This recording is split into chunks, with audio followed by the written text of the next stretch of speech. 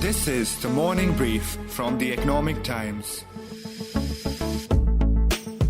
IPL 2021 has been suspended. Postponed is another word that has been used in the press release of the BCCI. Massive COVID crisis, but nevertheless the IPL had to be suspended, this time though because of various participants testing positive. Some players, some support staff members of the IPL have tested positive for COVID-19. This has happened in various teams, and then came the decision earlier today that the IPL will be suspended.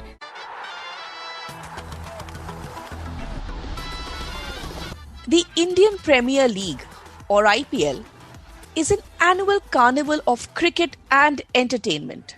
Meant as a respite in the evenings for sports enthusiasts, IPL this year got labelled as tone deaf when it decided to go ahead with the matches even as India's COVID numbers galloped. This week, when players and other contingent members tested positive, this session of IPL was postponed indefinitely. But did the organizers react too late? I am Devina Sengupta and you are listening to the Morning Brief.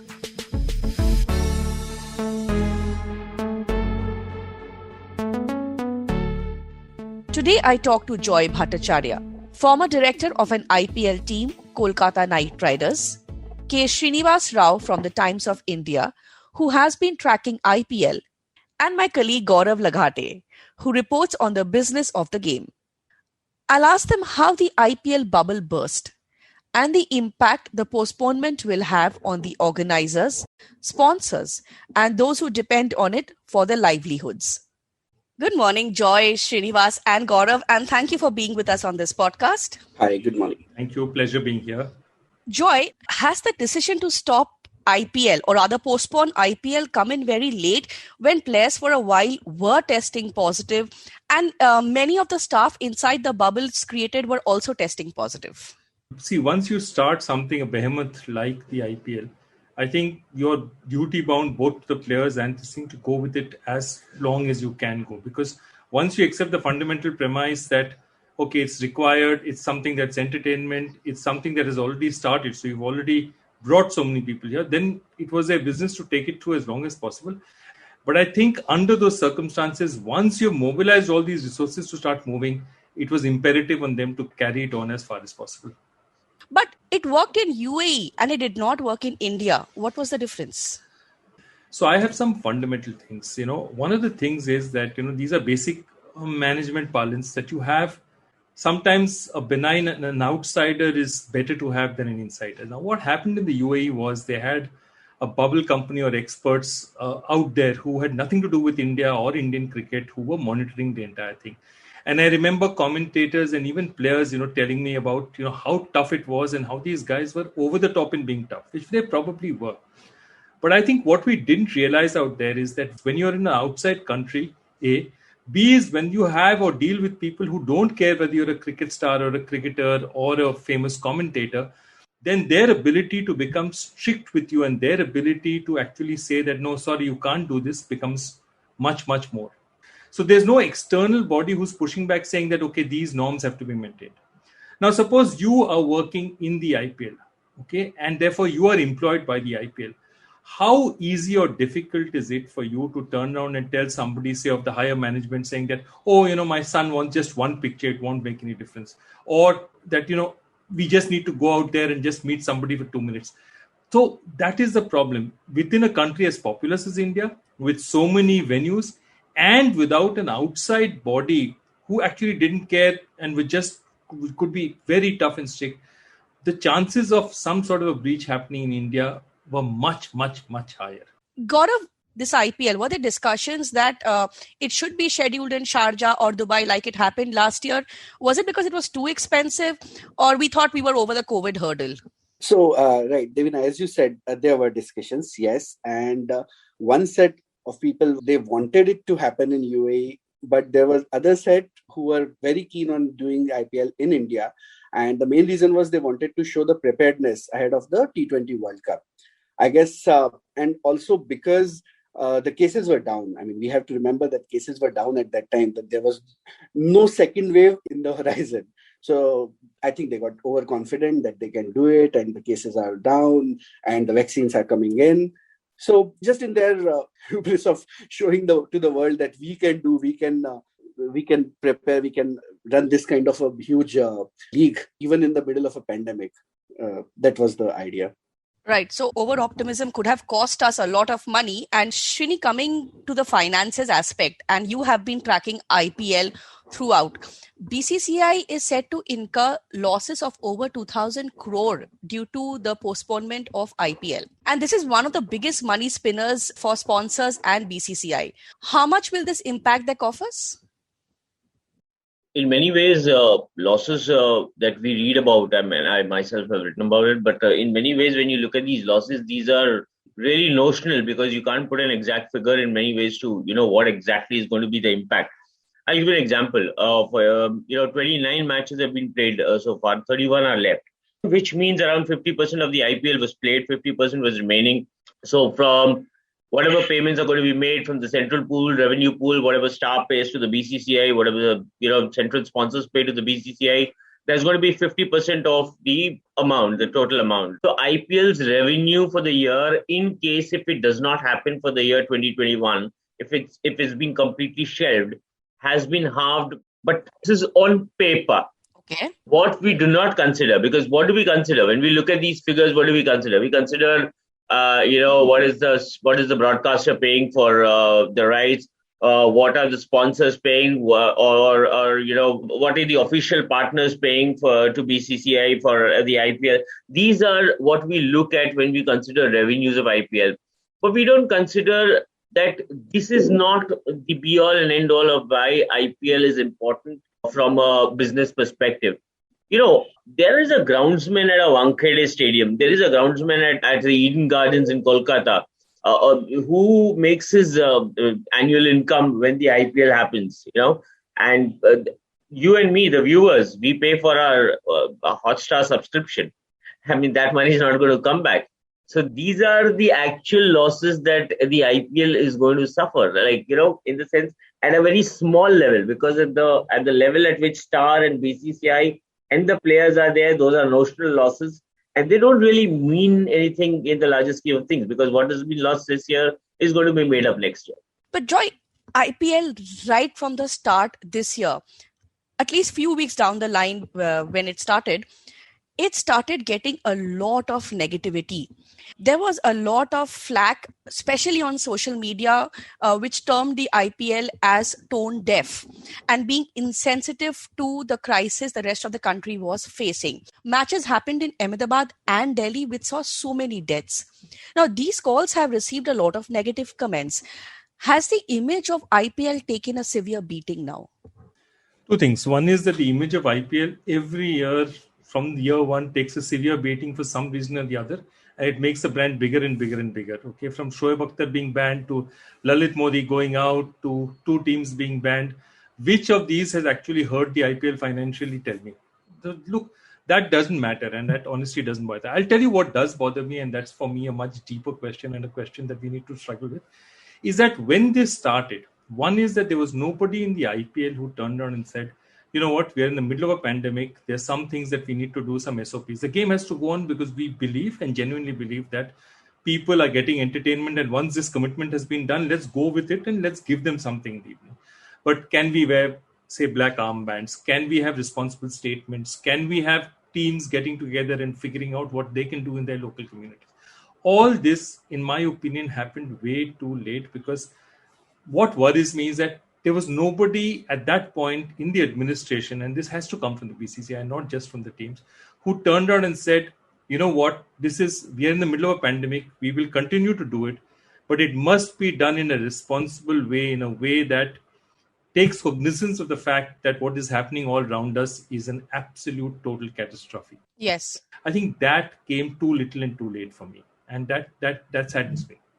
Shrini, these things matter a lot. And why wasn't this done? Because players throughout were, putting up photographs of their families in the bubble. And these were all very happy photographs. There was no comment on personal donation. And in times when a large amount of work is happening over social media like Twitter. Besides donation from Pat Cummins and then few followed, there was absolutely mum silence from BCCI. Where donations and participating in these causes are concerned, what Pat Cummins did was very, very highly appreciated on social media and everywhere. Pat Cummins has also said that he would contribute $50,000 so that India can purchase oxygen, extending a helping hand in these difficult times. And of course, it inspired others to do the same. But it's not like the others didn't do anything. Those who were posting this on social media, it's not like they were sitting there doing nothing. I know of several cricketers who have done a lot in very, very different ways, which they have not gone ahead and posted on Twitter. And by saying that, I don't mean that what Pat Cummins did was wrong. What Pat Cummins did was actually very important because it inspired a lot many others in the IPL fraternity, among cricketers, especially among overseas cricketers, to take cognizance of what was required, what is important. So that was indeed a very wonderful thing that he did. But it's wrong to say that, the others did not do anything. Everybody, most cricketers, especially the senior India cricketers and all, I know have silently participated in a lot of effort that has gone behind the scenes. What are your sources in BCCI saying? What will be the next step now? Well, they're saying a lot of things. First of all, they had an emergency meeting yesterday morning, which started at around 10:30, 11. Until then, until the night before, the idea was to shift the IPL to Mumbai. For this, they had spoken to the government of Maharashtra. They spoke with, the Environment and Cultural Minister Aditya Thackeray. The meeting ensured that Mr. Thackeray gave them the go-ahead to, kind of host the matches in Mumbai under certain protocols. So the BCCI until yesterday morning was, Tuesday morning, right? Yeah. So until then, the BCCI was convinced that they will go ahead and shift the matches to Mumbai. Except that one particular franchise at around 11:30 in the morning put its foot down and said it will not continue. No matter what, in the current circumstances, the franchise said we will not continue in the IPL anymore. That was the starting point. After that, two other franchisees, agreed to support what that one franchise was saying. After that, broadcaster Star came on board. They said, okay, this makes sense. I mean, we also agree to it. And that's how the build-up started happening. So what was the BCCI thinking? The BCCI wasn't really thinking until 24 hours ago, until these voices started coming together and kind of things started happening. That is when they started taking cognizance of the fact that people actually are thinking differently and we need to do something about it, which is when they went into an emergency meeting and which is when this decision came. Now, this decision comes with a lot of after effects. Why? Because number one, the IPL has been left midway at 50%. Can it be held? Trust me, between now and the end of the year, as far as possible, the BCCI and the stakeholders of the IPL are going to try and see in some way or the other if this tournament can be concluded. If not in the same format, tweak it a bit. I'll give you an example. Maybe select the top 4 teams right now, finish it with a knockout, or probably, have a 12-15 day window, do double headers every day. As long as the broadcasters and the BCCI are on the same page, along with the franchisees, the effort will be to talk out at least a 2-week window to complete the remaining set of the IPL. Gaurav, IPL is expected to be followed by T20 World Cup in India. Do you think it is going to happen right now? No. So the thing is, I don't think until and unless situation improves drastically, there is no chance that T20 World Cup can be held in India. I think BCCI has also agreed and that they have said that it may happen in UAE, though BCCI will keep the rights. So I think what one campaign BCCI is thinking that just ahead of the T20 World Cup, they can have the remaining of the tournament. Joy, a larger picture out here is, and you have been so intrinsically involved with the IPL before. A, how difficult it is for franchisees to pull out? What kind of pressures do they face? B, we have had players pull out even in this IPL, like Andrew Ty and Liam Livingstone, Ashwin, Adam Zampa, they have opted out. Could a similar stance have been picked up by the senior players who have been playing for India, saying safety is important? I think they don't. I think the BCCI would have assured them of all safety being taken care of. That's one thing the BCCI would have told them, that we look after you. They have the evidence of Dubai. So the BCCI would tell them, look, we took you to Dubai, we kept you safe, we brought you back. Okay. There's no reason for any senior player to turn around and say that I'm at risk. Secondly, let's separate the cases. Ashwin was a very different case. Ashwin's family was infected and he went there for the sake of his family. That's one thing. A lot of the other players, two things happen. One is that if you're a player who's not playing, you're wondering, I'm not even playing in the team, I'm sitting outside and I'm risking my life. And B is that I'll tell you personally that anyway, even when there was no COVID, IPL is like a bubble. It's a very high pressure bubble when your team is, you're in a hotel, you're moving from hotel to hotel. All you see are hotels, airports and practice grounds. That's all you see. And if you're not playing, anyway, there's a huge psychological impact on players, especially guys who are in the fringes. They know that they don't have a chance. On top of that, if you put this COVID threat on top of it and the fact that they're in a bubble and their isolation is much, much more stringent, it is very difficult for a lot of players. So they've broken for very different reasons. Some of the foreign players have broken because they said, I'm not even going to play out here. I'm not getting a chance and I'm sitting out here risking my life. What am I doing here?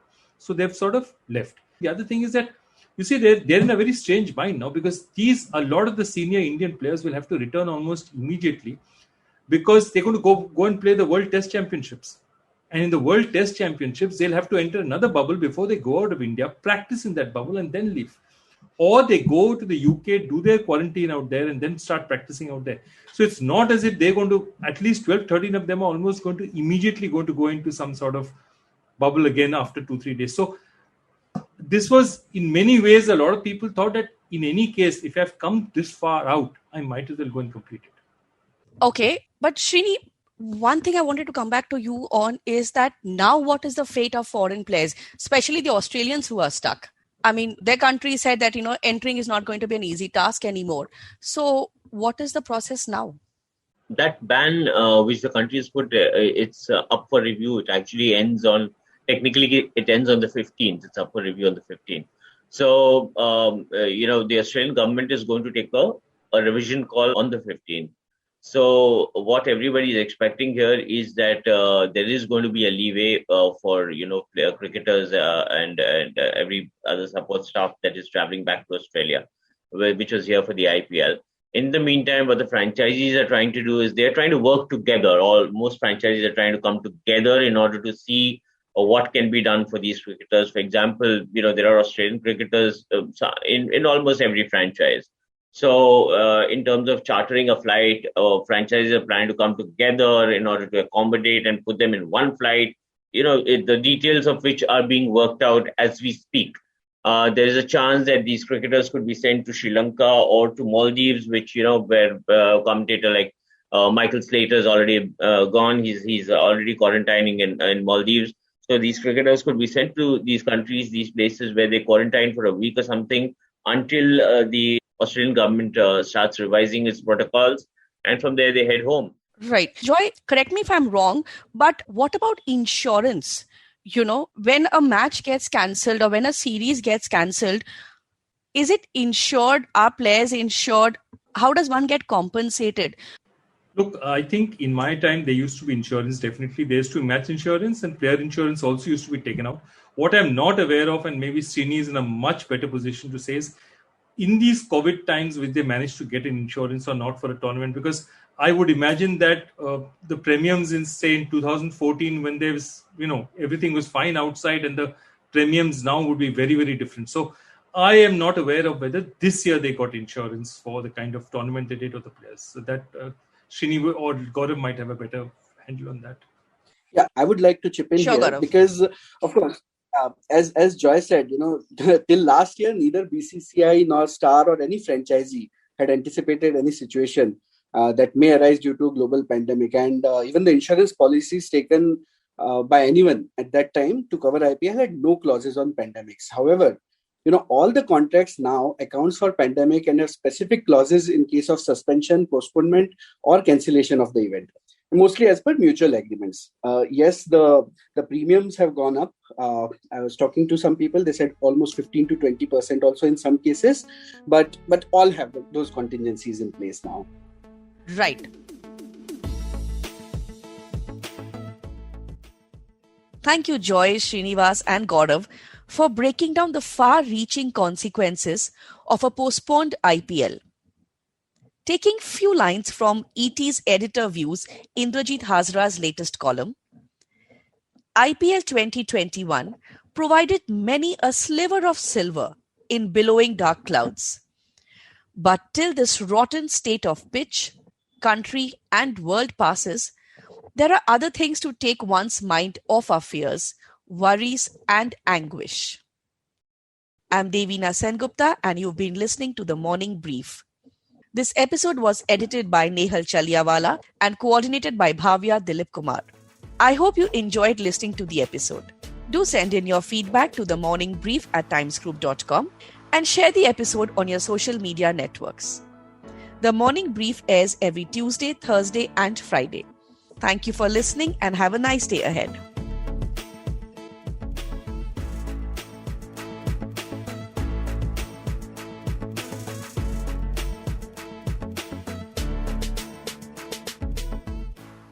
The IPL theme music used in this podcast belongs to BCCI.